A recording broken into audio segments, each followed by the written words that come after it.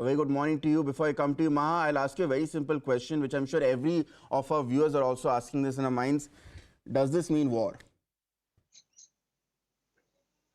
Well, at the moment, the path to diplomacy and dialogue is still not over. Yes, the West is alarmed because they feel that Russia will use this as a basis. As you just heard one of the speakers there point out, that they will push in what they call peacekeepers into this area, which is which was held by separatists, which has now been recognized by Russia in the Donbass region of the eastern Ukrainian side.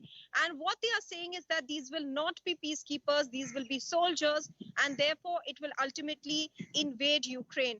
But as India has underlined at the United Nations Security Council, give diplomacy a chance. We cannot plunge the world into war, and therefore time needs to be given for the implementation of the Minsk agreements as well, that came into being in 2014.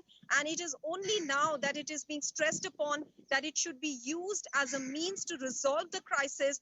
And therefore, you saw Ambassador Tirumurti stressing on the need for dialogue and for all parties to show restraint. Now, the apprehension really is, Ritanshu, that if Ukraine in fact gets provoked by Russia and takes any action, that again could be used as a pretext by Russia. This is what the West says, to invade Ukraine. But Ukraine's statement to the United Nations Security Council should be seen as one that can perhaps be comforting at the moment, because Ukraine says that they will not be provoked. So let's just hope at the moment that diplomacy can indeed avert a war, but Ambassador Prakash will be able to get us more on that count.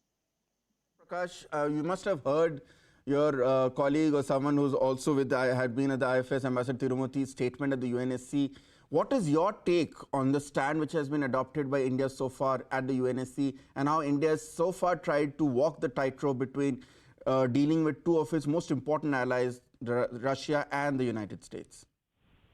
Well, a very good morning to you. Before I talk of India, let me just say that I broadly agree with what Maha has to say. This move was, for me, not totally unexpected. What has happened is that something which was de facto has been turned into de jure as far as Russia is concerned, and in their reckoning is very much within the tolerance limits, or does not cross the Western red line. So, and it is also a shot across the bow to reinforce the determination of Russia to safeguard its security interests. So that is, and the fact that the reaction has not been provocative from the Western side, I think that the scope or the possibility of peace has improved, not deteriorated, and the chances of a room for diplomacy has increased. That is how I look at it. Now, as far as India is concerned, India has been, it is being said that we have been neutral, we have been walking the tightrope. I think we are advocating what is the only possible outcome or the way forward, and the only way forward is dialogue. Patient dialogue, dialogue of give and take, good old diplomacy, where you sit down, you do not talk past each other, but talk to each other. Do not issue threats, do not issue warnings, and engage in patient diplomacy. So this is the time for strategic accommodation of Russia. This is not the time to provoke Russia, because the bigger threat is from China, and I really wish that the Western policies do not push Russia even closer into the Chinese embrace. That's a very important point indeed. Before we touch upon that, Ambassador Prakash, let me go back to Maha to understand what is Putin's gambit really.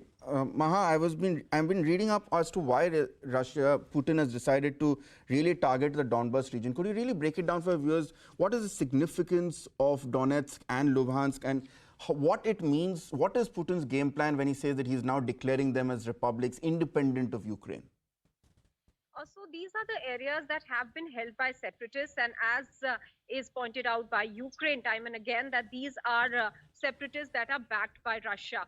Now, this war of sorts within Ukraine for this Donbas region has been going on for the last 8 years, and that is why when the Ukraine embassy, remember, spoke with us, the personnel there said that this is a difficult situation but not critical, because we have been facing this since 2014, since the annexation of Crimea. So that is the reason that they believe that this is not at the moment a situation where they are looking at war. And at that time, because there was a lot of talk about whether that can break out immediately, the invasion of Ukraine, that was 16th of February, they said it's unlikely to happen. This region has been held by separatists, and now Russia has declared them, or rather recognized these regions.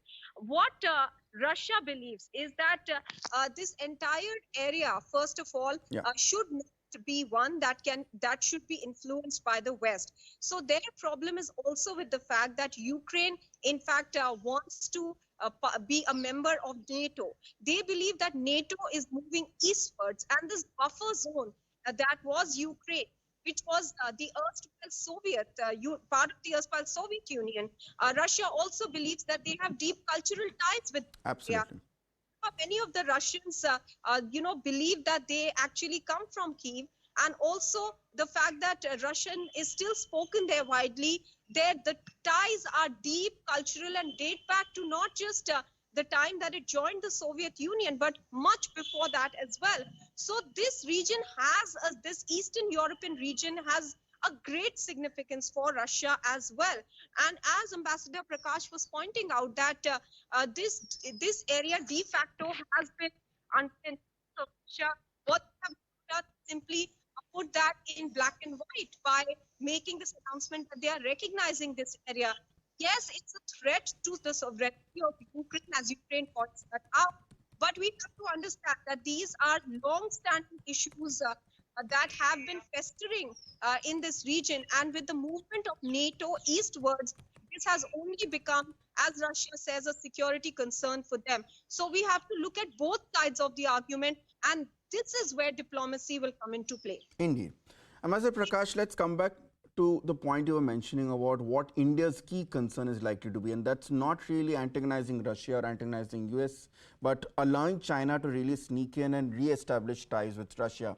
Now, can you stress a bit more on that? Because to my mind, if there's one country which really gains out of this massive Eastern European mess that has been created by two of the traditionally the world's most important powers, it's China. It now ensures that Russia grows closer to it, and that will mean bad news for India, because a Russia-China or a Russia-China-Pak alliance is not going to be good news for India.